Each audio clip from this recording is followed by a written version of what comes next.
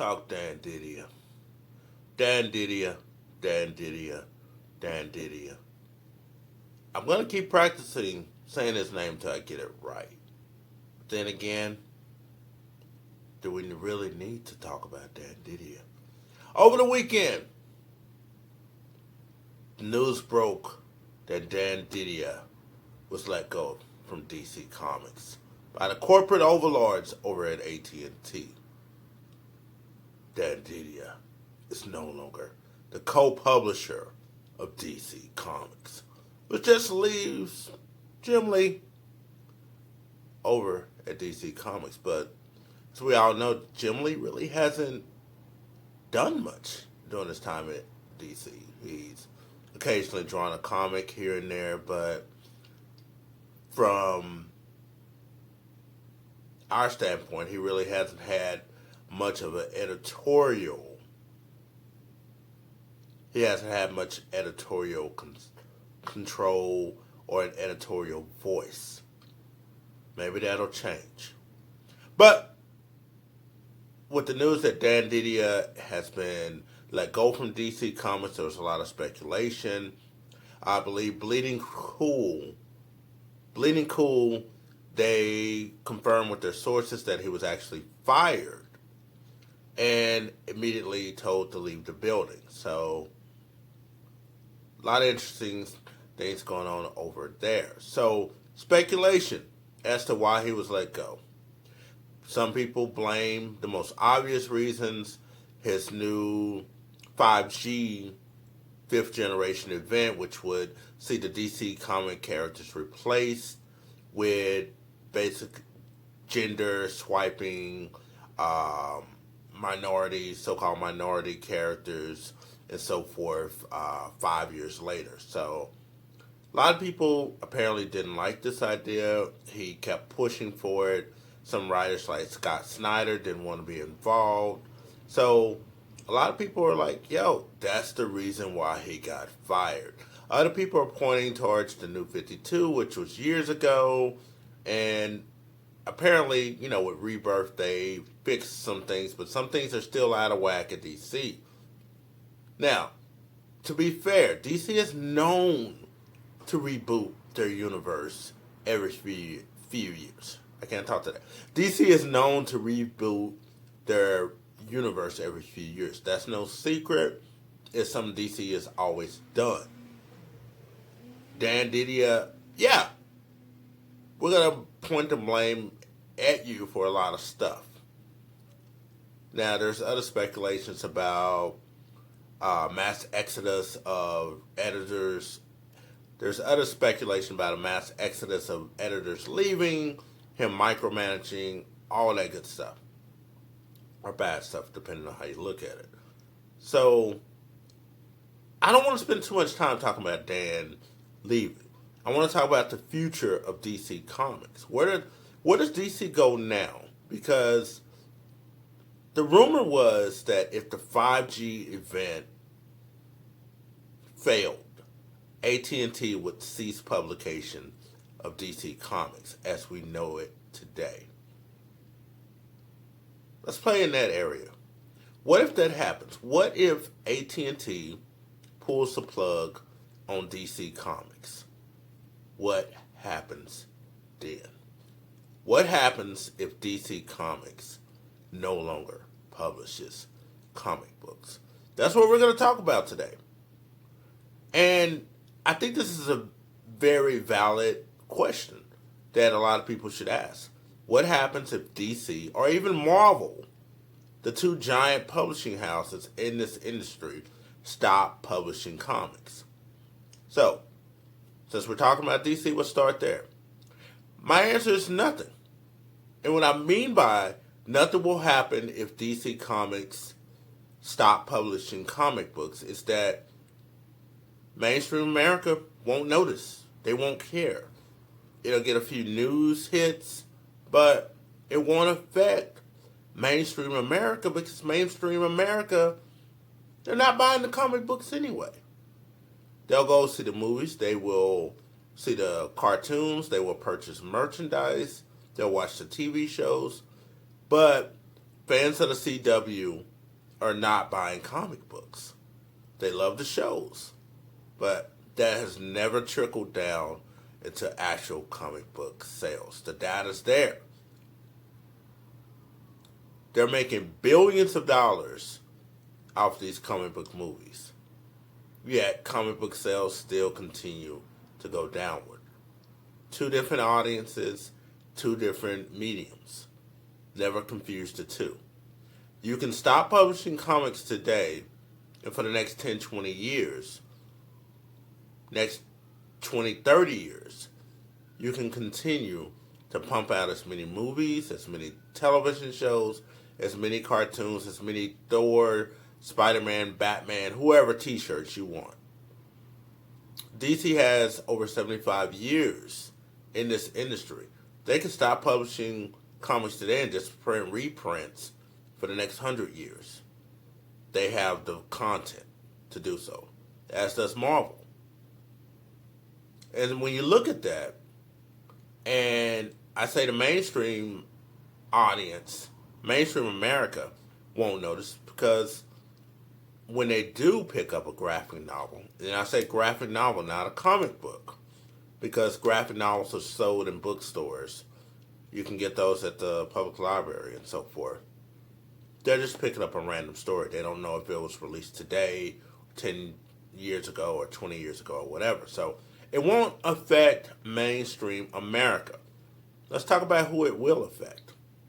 Obviously, the creators involved, the writers, artists, colors, letters, and so forth, they will be greatly affected, because largely the comic book industry is a freelance industry. There's not that many staffing jobs in this industry.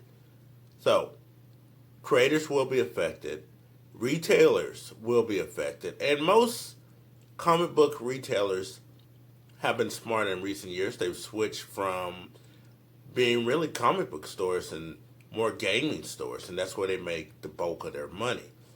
Now, there are some comic book stores that mainly just carry comics, the brave souls that they are. They will be affected because, again, DC has a huge market share. They will be forced to adapt, but I think they'll be okay. They will be okay. They'll do what these other comic book stores have done, become more gaming stores in order more Magic the Gathering, Pokemon type things. So they'll be okay. They will be okay. Now, fans of DC Comics, will they be okay? Because some of them, that's the only comics they read is DC. They don't read Marvel. They don't read indie comics and so forth. Will they be okay? Now, this is a tricky part, because AT&T, like I said, they're smart. They're making their money off video games, movies, so forth. They're going to continue to have the comic book characters around, just not in this medium, if this happens. Now, there's 75 years or more of back issues and stories to pull from. They can easily, and this is a rumor that people have started spreading. I don't know if there's any truth to it. They can easily license their characters out to Marvel to publish, or anyone else to publish, if they don't want to publish these characters themselves. That would be interesting if they did so. If Marvel took up that license, and whether the terms of a potential agreement would say, hey, this has to be separate, or you can integrate it into your own publishing, that remains to be seen. But it's all speculation. It's fun speculation. I would love to see something like that. But if that doesn't happen, if they don't license the characters out, and they just, hey, gone, we'll just have to rely on back issues to get these type of stories. That's it. Back issues, nothing more. Yes, random cat in the video. Okay, Archie. Go away. Yes, we see your butt.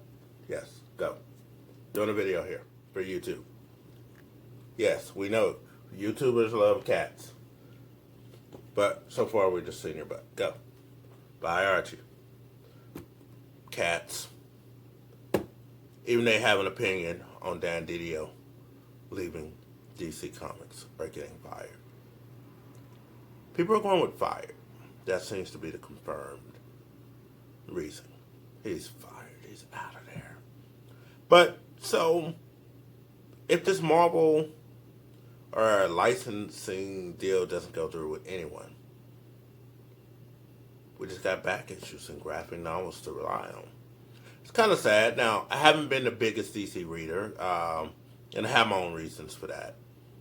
But I do enjoy the characters. Some of them. Everyone will tell you I'm a huge Batman fan, but I don't read Batman comics.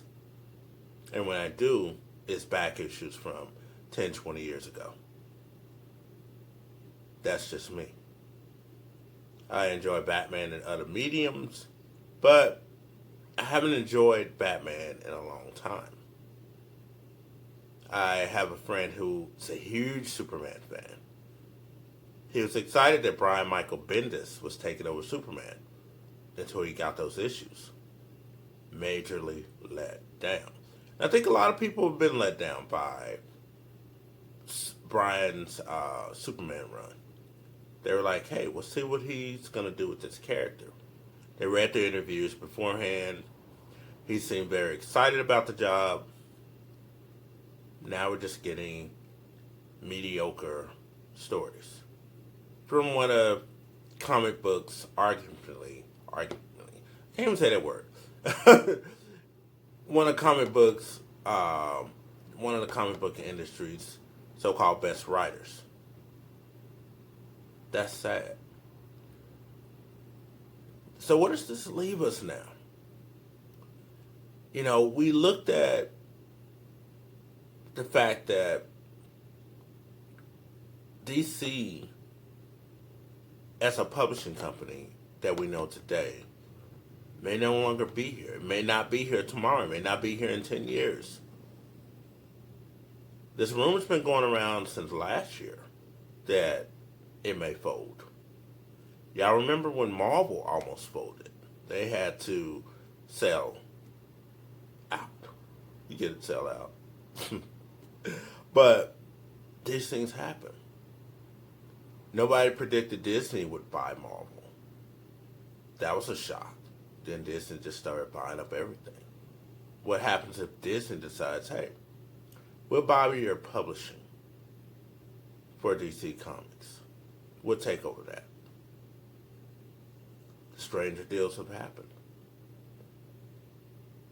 Now, let's talk about us fans a little bit more. You have people that are diehard fans of these books. They don't care about the other mediums. They just want to read these comic books. They grew up reading Teen Titans. They grew up reading Wonder Woman, Green Lantern. They want to read the comic books.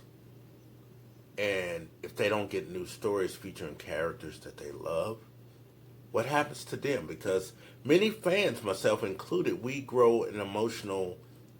develop an emotional attachment to these characters. We do. They become like friends. They become our family. If we don't get new stories featuring these characters, it's not just, oh, I'll go read another comic book. No. I'm still waiting. And I'm a huge fan of The Flash. I don't know Barry Allen. I said this on another episode here on this channel. Wally West, to me, is the Flash I grew up with. I haven't been able to enjoy a Flash comic because they destroyed Wally West with the New 52 and even Rebirth, and even today, still not the character I grew up with. And that's been a lot of people's issues with Dan Didio. He destroyed characters that they love. That's the bottom line. From a fan perspective, from a reader perspective, Dan Didio had to go. How much longer were we going to allow him to destroy characters that we love? Piss people off. DC, they managed to survive Comic Gate. Why? How? DC has never been known for diversity. So this 5G event with its forced diversity, where Batman was going to be apparently a black man, Stan Lee did a good job of that when he did the What If Stan Lee created the DC Universe. One shots had a lot of potential. But DC has never been known for any type of diversity. They're known for their token characters, whether it's a token woman, whether it's a token lesbian character, or black character, whatever. That's what they're known for. They're not known for diversity. Yes, I'm petting the kitty.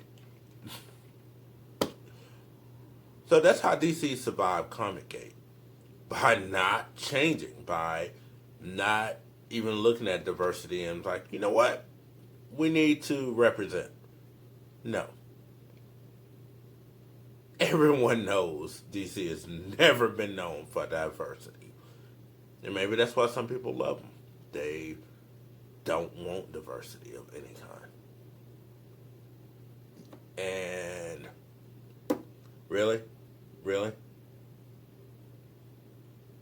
That's what you're going to do? But in the camera. Go play.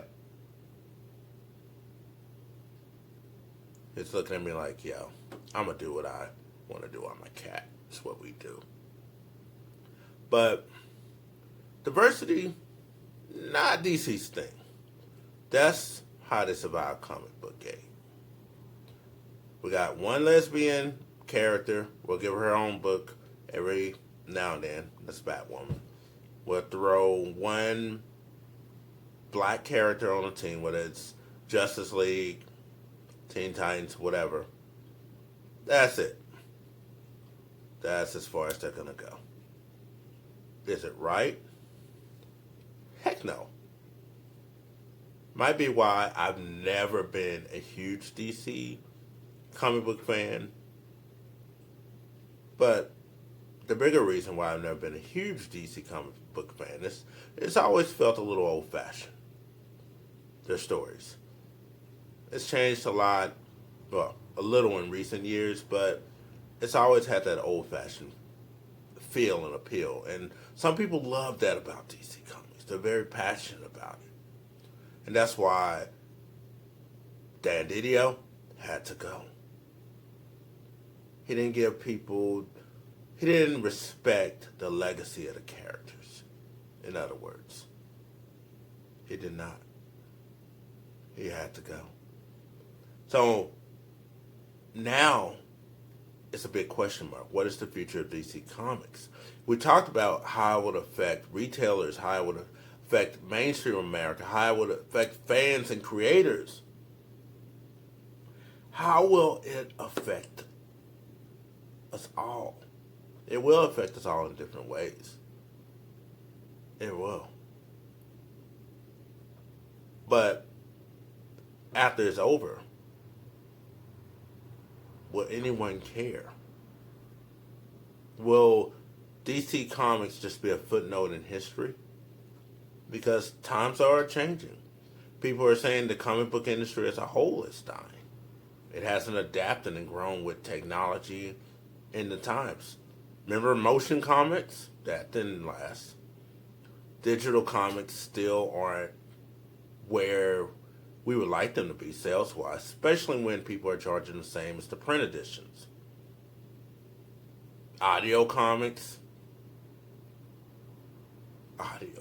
you silly goose.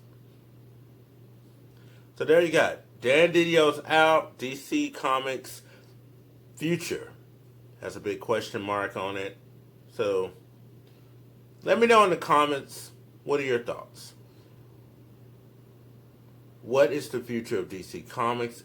If there's a future, will you be there? Do you think diversity would have saved DC Comics or doomed it? Let me know. As always, like and subscribe. It's me, the indie comic book guy. I'm out.